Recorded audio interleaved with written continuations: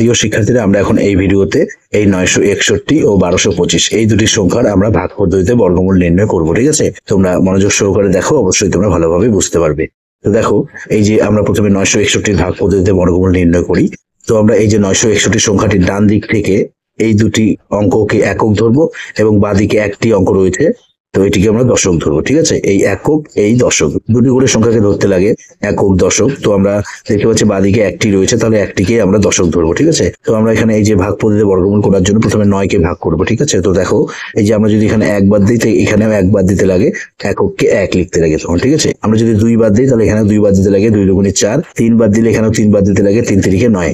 তো দেখতে পাচ্ছি 9 মিলে যাচ্ছে। ঠিক আছে, তাহলে আমরা 3 বাদ দেবো, এখানে 3 বাদ দিলে এখানেও 3 বাদ দিতে লাগে, 3 3 9, বিয়োগ করলে আমরা পাবো 0, লেখার প্রয়োজন নেই। ঠিক আছে, এরপর এই 61 আমরা নামাবো। ঠিক আছে, এই 61, এই যে এখন এখানে এই যে 3-এর দ্বিগুণ লিখতে হবে, 3-এর দ্বিগুণ হচ্ছে 6। ঠিক আছে, এরপর আমরা এখানে এমনটি সংখ্যা বাদ দেবো যে সংখ্যাটি এখানেও লিখতে হবে।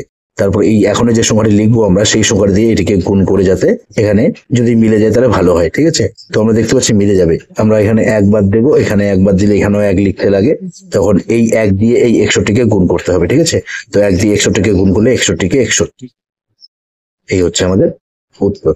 61 থেকে 61 বিয়োগ করলে 0। সুতরাং আমরা অ্যান্সার পাচ্ছি 961, এর বর্গমূল পাচ্ছি আমরা এই 31।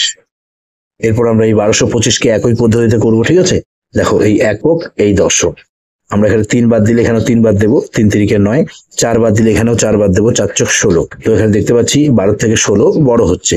তো আমরা জানি যে ভাগ পদ্ধতিতে বড় সংখ্যা নিচে লেখা যায় না। ঠিক আছে, তো আমরা এখানে 3 বাদ দেবো, 3 বাদ দিলে এখানেও 3 বাদ দেবো, 3 3 9, বিয়োগ করলে আমরা পাবো 3, 12 থেকে 9 বিয়োগ করলে 3 হবে। ঠিক আছে, এরপর এই যে 25 নামাতে হবে। যে ভাগ পদ্ধতিতে বর্গমূল নির্ণয় করার সময় কিন্তু এক জোড়া করে সংখ্যা বা এক জোড়া অঙ্ক একসঙ্গে নামাতে হয়। ঠিক আছে, এই যে 25 একবারে নামালাম। এরপর আমরা এই যে এখানে এই 3-এর দ্বিগুণ লিখবো, 3-এর দ্বিগুণ হচ্ছে 6।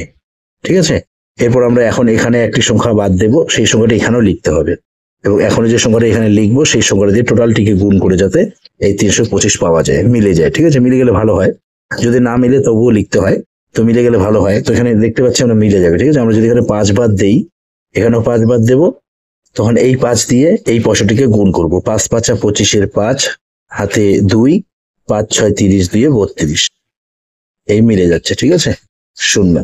সুতরাং এখানে আমরা অ্যান্সার পাচ্ছি 1225, এর আমরা বর্গমূল পাচ্ছি এই 35, হচ্ছে আমাদের অ্যান্সার। ঠিক আছে,